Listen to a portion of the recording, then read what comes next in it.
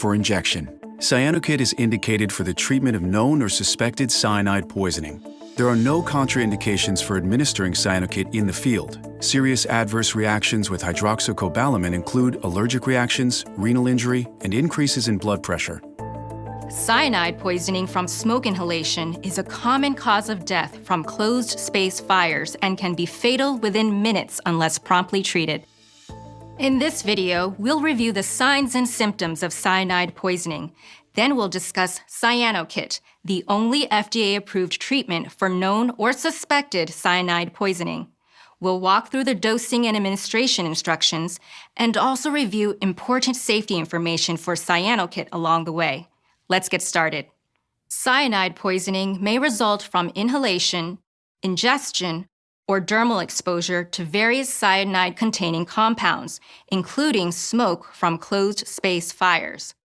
Many household items, such as upholstery, carpets, plastics, or insulation, can release cyanide during a domestic fire.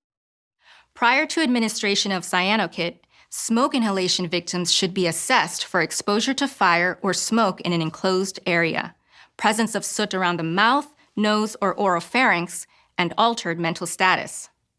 Remember, not all smoke inhalation victims will have cyanide poisoning and may present with burns, trauma, and exposure to other toxic substances. This can make diagnosis difficult.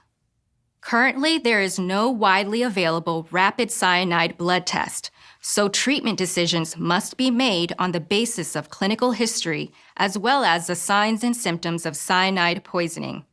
Some common signs of cyanide poisoning include disorientation, mydriasis or dilated large pupils, vomiting, and seizures. Common symptoms include headache, dyspnea, and chest tightness. If clinical suspicion of cyanide poisoning is high, Cyanokit should be administered without delay. Comprehensive treatment of acute cyanide intoxication requires support of vital functions: airway, ventilatory and circulatory support, oxygen administration, and management of seizures should not be delayed to administer Cyanokit. The expert advice of a regional poison control center may be obtained by calling 1-800-222-1222. So, how does Cyanokit work?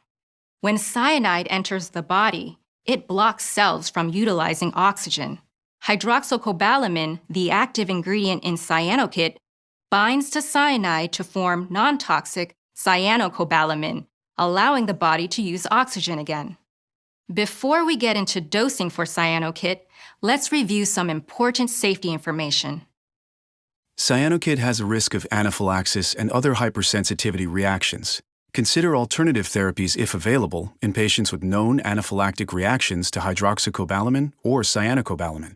Allergic reactions may include anaphylaxis, chest tightness, edema, urticaria, pruritus, dyspnea, and rash. Allergic reactions including angioneurotic edema have also been reported in post-marketing experience. Now, let's talk about dosing for Cyanokit. The starting dose of Cyanokit, hydroxycobalamin for injection, for adults is 1 5-gram vial administered as an IV infusion over 15 minutes. Depending upon the severity of the poisoning and the clinical response, a second dose of 5 grams of Cyanokit, hydroxycobalamin for injection, may be administered by IV infusion for a total dose of 10 grams of Cyanokit, hydroxycobalamin for injection. The rate of infusion for the second dose may range from 15 minutes for patients in extremis to 2 hours as clinically indicated. Now that we've explained what to look for in a potential victim of cyanide poisoning and dosing for Cyanokit, let's take a look at what comes in a Cyanokit and how to administer it. Each Cyanokit contains 1 250 milliliter glass vial containing 5 grams of lyophilized hydroxycobalamin for injection, 1 sterile transfer spike, 1 sterile IV infusion set, 1 quick-use reference guide, and 1 package insert. The recommended diluent is 0.9% sodium chloride.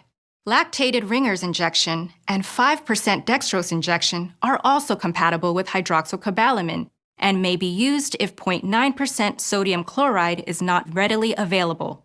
Please note that the diluent is not included in the kit. It's important to keep in mind that once reconstituted, hydroxycobalamin is stable for up to 6 hours at temperatures not exceeding 40 degrees Celsius or 104 degrees Fahrenheit. Do not freeze. Any reconstituted product not used by 6 hours should be discarded. Now, let's quickly look at some more important safety information. Then, we'll move on to administering Cyanokit. In conjunction with Cyanokit, treatment of cyanide poisoning must include immediate attention to airway patency, adequacy of oxygenation and hydration, cardiovascular support, and management of seizures. Consideration should be given to decontamination measures based on the route of exposure. Let's talk about how to administer Cyanokit. With the 5-gram vial of Cyanokit, hydroxycobalamin for injection, in an upright position, begin by reconstituting the hydroxycobalamin with 200 milliliters of diluent using the supplied sterile transfer spike. The line on the vial label represents 200 milliliters of diluent. Hold the vial level to make sure the diluent reaches the fill line.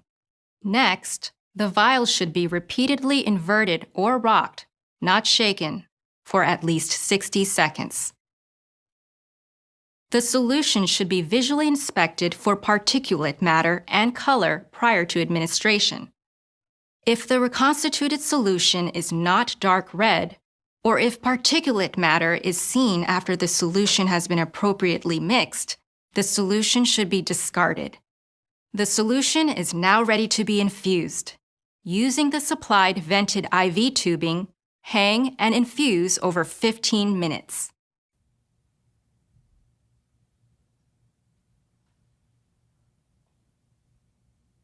Cyanokit is incompatible with certain drugs frequently used in resuscitation efforts.